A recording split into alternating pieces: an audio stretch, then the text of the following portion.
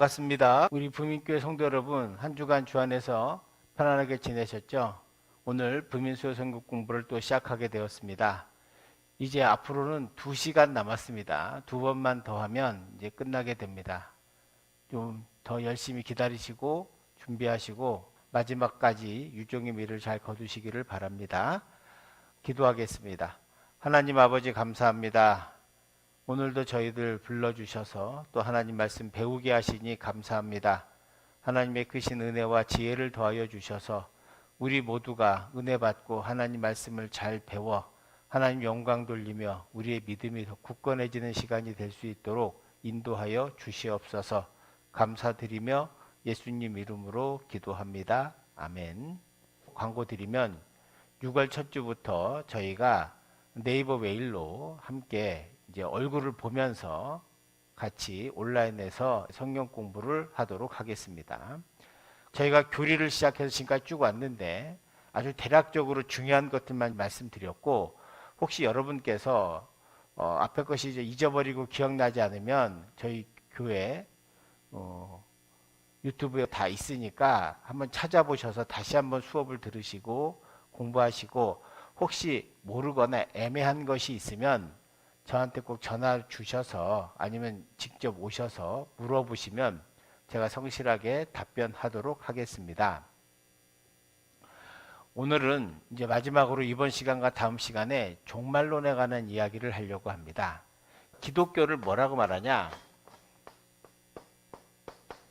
기독교는 희망의 종교다라고 말합니다. 희망의 종교다. 그러니까 희망의 종교라는 건 뭐냐? 기독교는 주님이 다시 올 것을 기대하는 신앙을 가지고 있고요. 또 기독교 신앙은 하나님의 창조적인 구속 활동의 완성을 간절히 고대하고 있습니다. 그러니까 시간으로 보면 기독교는 시작이 있으면 태초에라고 하는 하나님의 시작과 끝이라고 하는 종말이라고 하는 끝이 있어요. 이게 기독교의 시간관입니다. 그러니까 우리가 구약에서 나누면 이 기독교 시간의 중심에는 예수 그리스도가 있는 거죠. 이 앞을 구약이라고 하고 이 앞을 신약이라고 합니다. 여기를 신약이라고 하고, 주님이 이제 부활하고 승천하신 다음에 성령 시대를 통하죠. 그러니까 우리가 여기를 보통 성부 시대라고 하고 여기를 성자 시대라고 하고, 예수님 생애를, 그 다음에 사도행전 2장에 임한 마가의 다락방에 임한 성령의 역사로 지금까지 이제 앞으로 계속 성령 시대라고 보통 말해집니다. 그래서 성부, 성자, 성령의 이 삼위일체 하나님께서 함께 역사하시고 인도하신다라고 하는 뜻입니다. 자, 기독교 시간관이 이런데 우리는 문제는 뭐냐면 끝이 있다는 거예요. 그것이 바로 종말입니다. 기독교는 종말론이라고 하는 것은 마지막 일에 관한 교리입니다. 종말은 마지막 때에 관한 이론. 그 마지막 때가 어떨 것이냐라고 하는 이론이죠. 그래서 이 종말론은 단지 세상의 마지막이 아니라 하나님께서 창조하신 세상의 목적과 궁극적 운명에 대한 가르침이다라고 우리가 볼 수 있습니다. 그러니까 칼 바르트라고 하는 신학자는 철저하고 완전하게 종말론이 아닌 기독교는 철저하고 완전하게 그리스도와 상관이 없다라고 했습니다. 그러니까 철저하게 종말론을 믿어야 되는 것은 종말은 주님께서 다시 오시는 것이기 때문이고 주님의 사건이고 또 주님께서 이루시는 사역이기 때문에 그렇습니다. 그래서 우리는 종말론은 단지 마지막 때에 관한 교리뿐만 아니라 신학과 그리고 우리 삶의 전체를 향한 그 하나님의 계획과 뜻 안에 있음을 우리는 알아야 한다라고 하는 것입니다. 그래서 첫 번째 우리가 이제 보시면 희망과 믿음이라고 하는, 제가 제목을 잡았는데, 믿음 없는 희망은 맹목적이고 희망 없는 믿음은 나약하다라고 하는 거예요. 여러분, 믿음이란 무엇입니까? 믿음은 희망하는 겁니다. 저는 믿음이 있는 사람은 절망하지 않습니다. 희망을 갖습니다. 왜요? 내 힘과 내 능력으로 사는 것이 아니라 하나님께서 함께 하실 것임을 믿기 때문입니다. 그러니까 하나님의 약속을 믿는 거죠. 하나님께서 약속하신 대로 이루실 거라는 걸 우리가 믿는 거예요. 그럼 인간에게 있어서 가장 큰 절망은 무엇입니까? 그것은 죽음이라고 하는 것입니다. 그러니까 우리의 삶에서 가장 두렵고 무서운 것은 죽음인데, 주님께서는 그 죽음을 끝으로 하지 않으시고 주님은 우리에게 부활의 소망을, 희망을 주시고 그리고 영생의 소망을 더하여 주셨다라고 하는 거예요. 그래서 우리는 하나님 나라의 완성을 갈망하는 희망, 그리고 그분이 약속하신 것에 대한 믿음을 가지고 살아가는 거죠. 그래서 믿음과 희망은 아주 중요한 관계 속에 있다라고 하는 것입니다. 그래서 몰트만, 이 몰트만의 희망의 신학이라는 책을 저는 좋아하는데, 이 책에서 제가 은혜 받은 것 중에 하나, 한 구절을 제가 읽어드리면 이런 말씀입니다. 신약 성서에는 항상 기도하라, 그리고 깨어 있으라고 말한다.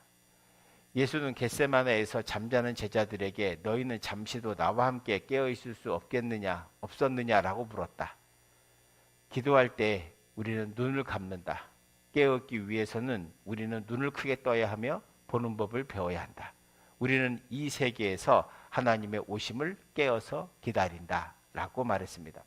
저는 이 말이 희망이라고 하는 메시지를 정확히 담고 있다고 생각합니다. 그러니까 기도할 때 눈을 감지만 실제로는 우리가 기도하고 눈을 뜨고 바라봐야 한다는 거죠. 무엇을요?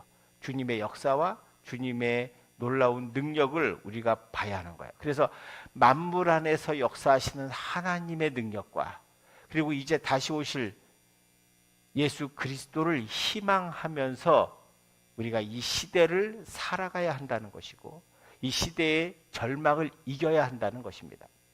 우리가 이제 희망의 대상과 근거가 되는 것은 우리의 경건함이나 종교적 열정, 미래에 대한 비전이 아니라 하나님이 우리에게 주신 약속이에요.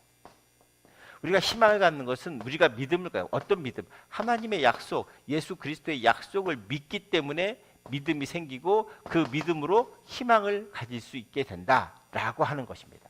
우리가 하나님의 약속을 먼저 믿어야 하죠. 믿어야 하고 그 믿음으로 새로운 희망을 우리가 보게 된다라고 하는 것입니다. 여러분, 약속을 뭐라고 합니까? 영어로 프로미스라고 하죠. 프로미스. 프로미스는 원래는 프로하고 미시오라고 하는 말입니다. 프로는 미리, 그러니까 미시오는 보내답니다. 미리 보내는 거예요. 보내는데 미시오, 여기서 미션이 나왔잖아요. 사명. 그러니까 보내는데 프로는 미리입니다. 미리 보내는 거예요. 미리. 그러니까 약속이라고 하는 것은 미리 보냄을 편재 속에 하나님이 미리 보내셔서 오늘 우리 현실 속에서 하나님의 약속을 믿게 하신다는 거죠. 그래서 우리는 희망은 하나님 나라의 미래를 지금 여기서 맛보고 살아야 한다는 거예요. 그게 교회를 통해서 또는 우리의 신앙과 믿음을 통해서 살아계신 예수 그리스도의 은혜와 능력을 경험하는 그 속에서 우리가 기도하는 가운데, 하나님 말씀을 묵상하는 가운데, 또 삶 속의 현장에서 살아가는 가운데 우리는 하나님의 약속을 경험하고 미래로부터 오시는 하나님의 그 약속의 은혜를 우리가 지금 받고 그리고 천국의 소망을 가지고 살아가게 된다라고 하는 것입니다.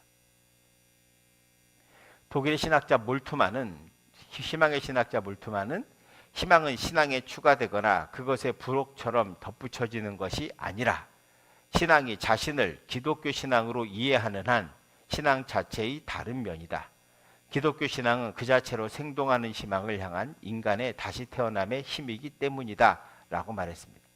그러니까 기독교에서 우리가 희망을 갖고 신앙을 가지면 우리는 주님 안에서 새로운 희망과 약속을 발견하게 되고 그 희망과 약속을 발견하기 때문에 이 어두운 현실 속에서 새로운 힘과 능력으로 살아갈 수 있게 된다는 것이죠.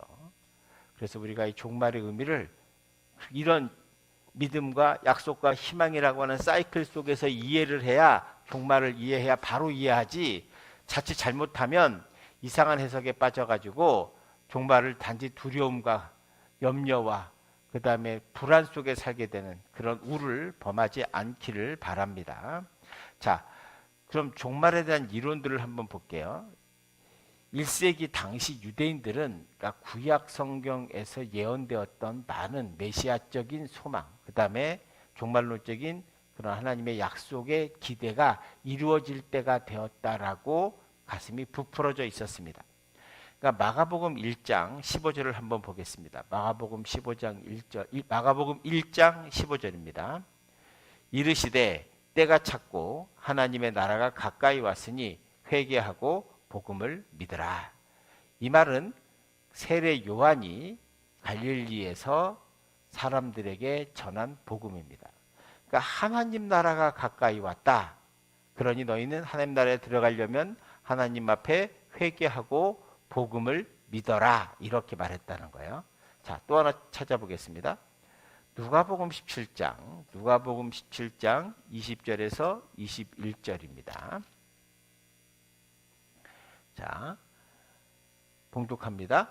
바리새인들이 하나님의 나라가 어느 때에 임하나이까 묻거늘 예수께서 대답하여 이르시되 하나님의 나라는 볼 수 있게 임하는 것이 아니요 또 여기 있다 저기 있다고도 못하리니 하나님 나라는 너희 안에 있다라고 말씀하셨습니다.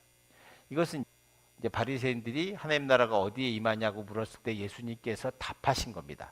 즉 지금 하나님 나라가 너희 안에 있다라고 하는 것은 예루살렘의 성전만 성전으로 찾던 사람들에게 아니다.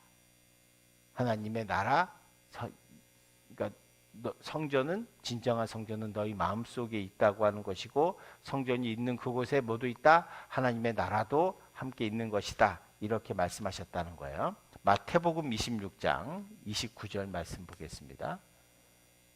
이거는 예수님께서 잡히시기 전날 밤에 제자들과 함께 성찬식, 그러니까 최후의 성찬식을 하시면서 하셨던 말씀입니다. 그러나 너희에게 이르노니 내가 포도나무에서 난 것을 이제부터 내 아버지의 나라에서 새 것으로 너희와 함께 마시는 날까지 마시지 아니하리라 하시니라. 지금 이제 마시고 있는 포도주 잔이 이제 그만 마시고 이제는 하나님의 나라에서 새 것으로 너희와 함께 마시게 될 날이 곧 올 거다라고 하는 거예요. 여기 공통점은 이겁니다. 마가복음에서 했던 구절은 가까이 왔다. 그러니까 하나님 나라가 완성된 것은 아니지만 이미 시작되고 있다라는 것을 말하고 있습니다. 누가복음의 구절은 예수께서 있다고 하는 현재 시제를 써서 하나님 나라가 이미 너희 안에 실현되고 있다. 이렇게 우리가 이해할 수 있겠습니다. 마태복음의 구절은 예수님이 제자들과 마지막 식사를 하시다가 미래의 하나님 나라에서 함께 포도주를 마실 것이다 라고 하는 말씀입니다. 자, 그럼 하나 더 볼게요. 고린도전서 15장 22절에서 23절의 말씀을 한번 보겠습니다. 아담 안에서 모든 사람이 죽은 것 같이 그리스도 안에서 모든 사람이 삶을 얻으리라. 그러나 각각 자기 차례대로 되리니 먼저는 첫 열매인 그리스도요 다음에는 그가 강림하실 때에 그리스도에게 속한 자요라고 이렇게 되어 있습니다. 이 구절에 따르면 부활과 함께 새 시대는 이미 시작되었지만 아직 궁극적으로 완결된 것은 아닙니다. 이처럼 종말에 대한 시점은 확정되지 않았기 때문에 신학자들의 견해도 이제 세 가지 정도로 우리가 볼 수 있습니다. 그 전에 우리가 먼저 볼 것은 종말에는 개인적 종말이 있습니다. 개인적 종말은 뭐냐? 즉 내가 죽는 것이죠. 내가 죽어서 하나님 앞에 이제 나가서 심판받게 되고 천국 가게 되고 하는 것. 그것이 우리 개인적 종말입니다. 또 주님이 다시 오셔서 주님이 다시 재림하셔서 오시는 종말이 있습니다. 그러니까 주님이 처음 오셨을 때는 구원의 예수님으로 오시지만 재림하시는 예수님은 심판의 예수님으로 오신다라고 보통 이제 우리가 이렇게 이해하면 될 것 같습니다.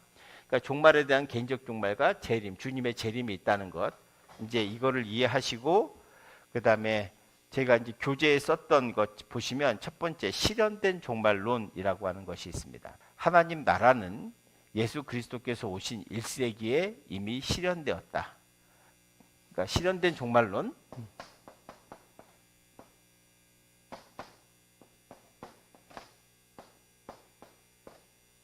말 그대로 이미 실현됐다는 말이죠. 구약에 나온 예언과 약속은 그리스도의 삶과 죽음과 부활을 통해 성취되었다. 예수께서도 자신과 함께 하나님 나라가 도래했다고 말했다. 하나님께 순종함으로써 하나님의 통치가 이 땅에서 실현되고 그리스도 안에 있는 것이 하나님 나라에 있는 것이다. 실현된 종말론은 예수 그리스도 안에 있는 것이 곧 하나님 나라 안에 있는 거다. 하나님 나라에 있는 거다라고 말하는 거예요. 이미 그러니까 종말은 실현되고 있다는 거예요. 실현됐다는 것입니다. 두 번째는 시작된 종말론입니다. 시작된 종말론. 시작된 종말론.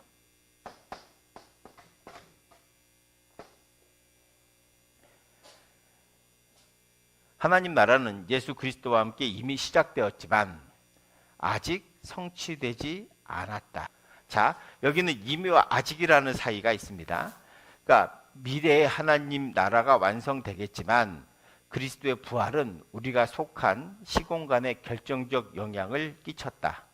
하나님 나라를 하나님의 통치와 일치시키며 하나님의 전능이 앞으로 역사의 최종 단계에서 투명하게 드러날 것이다 라고 주장하는 거죠.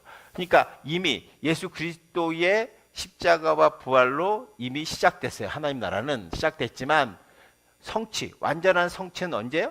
주님이 재림하실 때 이루어진다고 하는 주장입니다. 이게 시작된 종말론입니다. 세 번째, 미래적 종말론.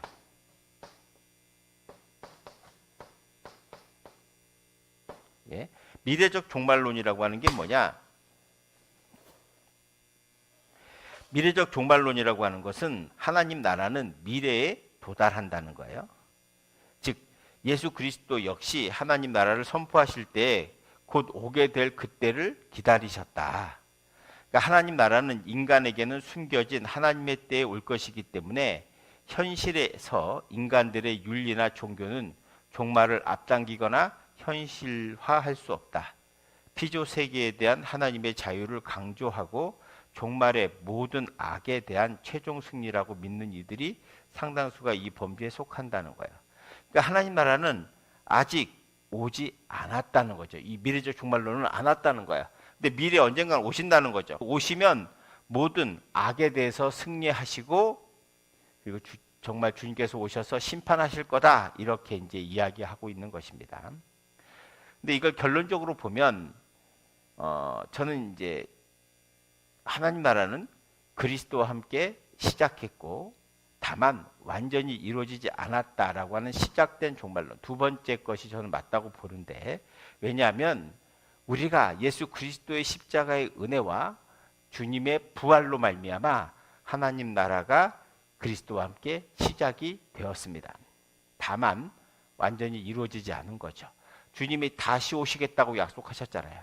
주님이 다시 오시는 그날까지 우리는 이미라고 하는 것과 아직이라고 하는 이 사이에서 역동적이고 변혁적이고 주님이 다시 오는 날까지 우리는 끊임없이 갱신하고 새로워지면서 주님을 기다리고 주님 안에서 희망해야 한다는 거예요. 저는 이것이 우리 모두가 가진 종말에 대한 희망이고 그래서 몰트만이 희망의 신학에서 말한 바와 같이 우리 모두가 예수 그리스도를 통해서 날마다 새로운 희망을 가지고 살아갈 수 있는 거예요. 왜냐하면 하나님은 미래에서 오늘 현실에 우리에게 끊임없이 말씀하시고 그리고 우리가 믿음을 가지면 주님의 약속을 그대로 이룰 것이라고 하는 희망의 메시지를 오늘도 우리에게 주고 계시기 때문입니다.